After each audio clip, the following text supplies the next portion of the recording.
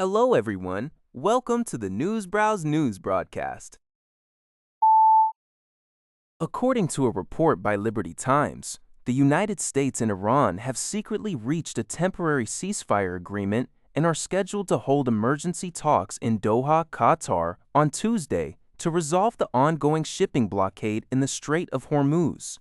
This sudden diplomatic progress follows a severe warning from U.S. President Donald Trump, who stated that Iran would no longer exist on Earth if the conflict escalated. The truce comes after a weekend of intense military exchanges, during which U.S. forces struck air defense and drone bases inside Iran, prompting retaliatory Iranian missile attacks on U.S. military bases in Bahrain and Kuwait. These clashes had threatened to collapse a previous memorandum of understanding signed on June 17th. The upcoming negotiations in Qatar represent a shift from a planned technical meeting in Switzerland regarding Iran's nuclear program. Additionally, the two nations are expected to discuss establishing a direct military hotline proposed by U.S. Vice President J.D. Vance. However, sovereignty over the Strait of Hormuz remains a critical dispute, as Iran insists on exclusive control while the U.S. rejects this claim.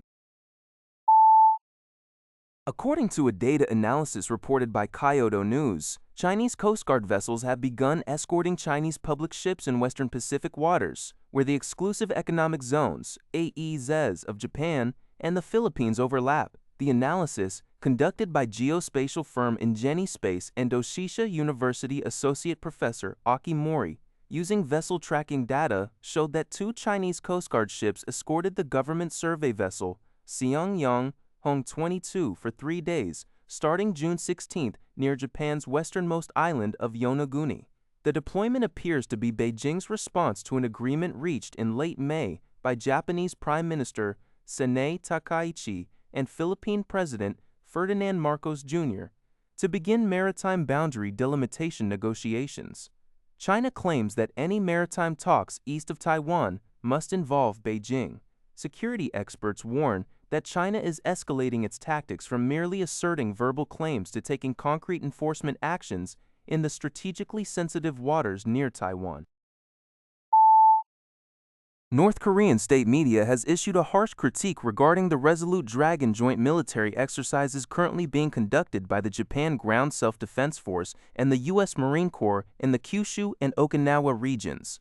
According to reports from TV Asahi News, Pyongyang characterized Japan as an Asian-defeated nation that is attempting to achieve aggressive objectives by using a major power, the United States, as its backing. The commentary labeled Japan's trend toward becoming a military power as increasingly blatant, describing such behavior as a habitual vice. In a stern warning, the North Korean media stated that Japan should take heed that its current path will lead only to a disastrous end and advised Tokyo to refrain from reckless actions. Notably, while the rhetoric against Japan was intense, the report observed that the North Korean statement avoided direct criticism of the United States. According to a report by Al Jazeera, the United States and Iran have agreed to halt mutual attacks and are scheduled to meet in the Qatari capital of Doha to resolve their ongoing dispute over the Strait of Hormuz. The diplomatic development, originally reported by Axios, comes amidst heightened regional tensions. However, prospects for an easy resolution remain challenging as Iran's foreign minister, Abbas Araghchi, has strongly asserted that the responsibility for the Strait of Hormuz lies solely with Tehran. Araghchi issued a stern warning that any attempt by foreign powers to bypass Iran's preferred route within the strategic waterway would lead to further tension and escalation.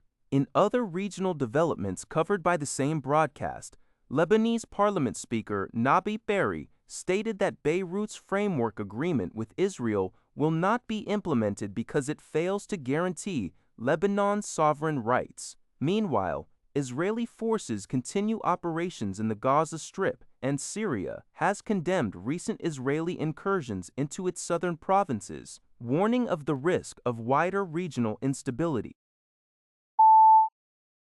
According to UPI, South Korean President Lee Jae-myung is scheduled to unveil 3 major public-private projects on Monday, representing an estimated investment of 1,000 trillion won, approximately $649 billion. The initiative will focus on advancing semiconductors, artificial intelligence, AI, data centers, and physical AI, primarily targeting regions outside of the Seoul metropolitan area to encourage balanced regional development.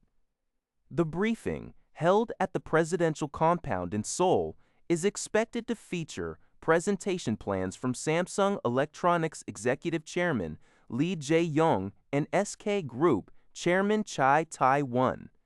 The centerpiece of the strategy is a semiconductor cluster in the southwestern Onam region, co-led by Samsung and SK Hynix.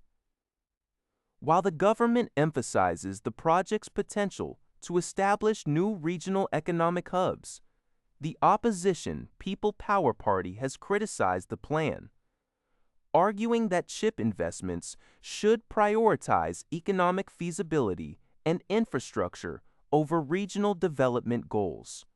In response, President Lee dismissed claims of government pressure, stating that corporate executives voluntarily chose to participate as the investments align with their business interests.